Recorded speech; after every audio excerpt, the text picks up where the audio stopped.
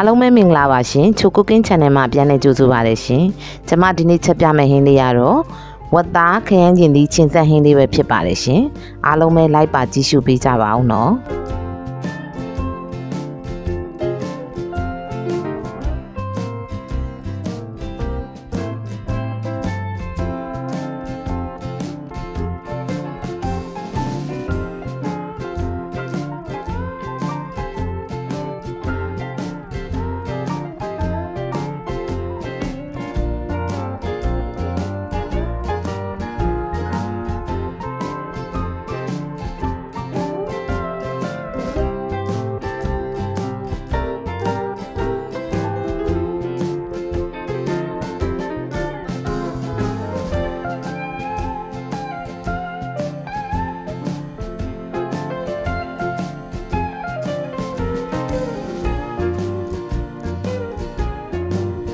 ဟုတ်ကဲ့အရင်ဦးဆုံးအိုးပူလာပြီဆိုရင်တော့စီထည့်ပါမယ်ရှင်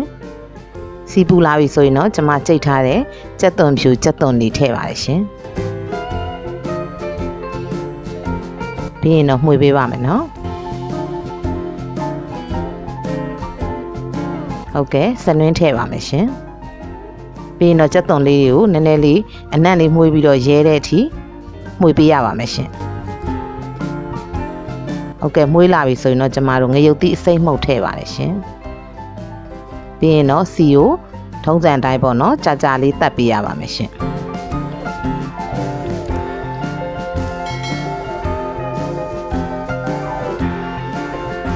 ဟုတ်ကဲ့စီတက်တာကျက်သွားပြီဆိုရင်တော့ကျမခရမ်းကျင်သီးထည့်ပါတယ်ရှင်ခရမ်းကျင်သီးတွေကို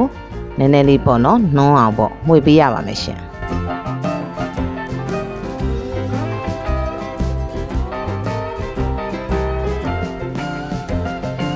ဟုတ်ကဲ့ပြီးရင်တော့ငရုတ်သီးစိမ့်ထည့်ပါမယ်ရှင်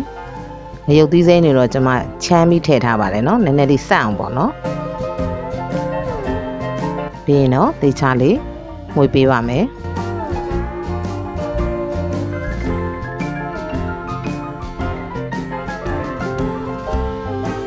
ဟုတ်ကဲ့ခရမ်းကျင်သီးတွေနူးလာပြီဆိုတော့ကျွန်မစားနဲ့အချိုမုတ်ကလေးနယ်ထားတဲ့ဝတ်သားတွေထည့်ပါတယ်ရှင်ပြီးရင်တော့ဝတ်သားကိုကြာကြာလေးလုံးပေးရပါမယ်ရှင်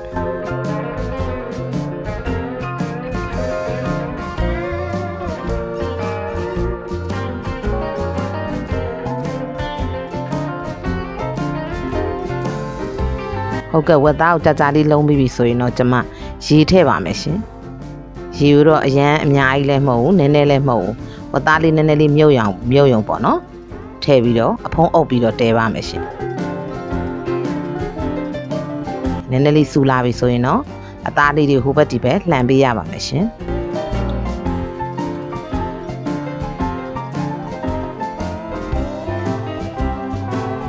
ပြီးရင်တော့ကျွန်မနည်းနည်းလေးစူလာပြီဆိုရင်တော့ပေါ့နော်အရသာလေးမြည်ကြည့်ပြီးတော့အငံလေးလိုအပ်တဲ့အတွက်ကျွန်မစားထည့်ပါတယ်ရှင်ဟုတ်ကဲ့ပြီးသွားရင်တော့တေချာလေးနှံ့အောင်မှွေပေးပါမယ်ရှင်ဒီခရမ်းကျင်သီးနဲ့ချက်တဲ့အတွက်ပေါ့နော်အချင်တန်လေးပါတဲ့အတွက်ဝတ်သားကနူးလွယ်ပါတယ်ရှင်ဟုတ်ကဲ့ပြီးရင်တော့အရသာပြန်ပြီးကြည့်ပါမယ်နော်ပြီးရင်တော့ရေလေးနည်းနည်းထပ်ထည့်ပါတယ်ရှင်အဖုံးအုပ်ပြီးတော့ပြန်ပြီးတည်ပေးပါမယ်ရှင်ဟုတ်ကဲ့အခုဆိုရင်တော့တော်တော်လေးလဲစူလာတဲ့အတွက်အဖုံးဖွင့်ပြီးဟိုဘက်ဒီဘက်လှန်ပေးပါတယ်ကျမတော့ထုံးစံအတိုင်းပေါ့နော်စီချံရေချံလေးချက်ပါမယ်ရှင်ဟုတ်ကဲ့အခုဆိုရင်တော့အရသာကောင်းမွန်နဲ့သမင်းစားလို့လည်းမိန်နဲ့ဝတ်သားခရမ်းကျင်သီးချင်းဆက်ဟင်းလေးတစ်ခွက်ရပါပြီရှင်ဟုတ်ကဲ့အခုလိုကျမရဲ့ဗီဒီယိုလေးကိုအဆုံးထိပြီးအောင်ကြည့်ရှုပေးတဲ့တယောက်ချင်းစီတိုင်းကိုအထူးပဲကျေးဇူးတင်ရှိပါတယ်ရှင်ကျမရဲ့ဗီဒီယိုလေးကို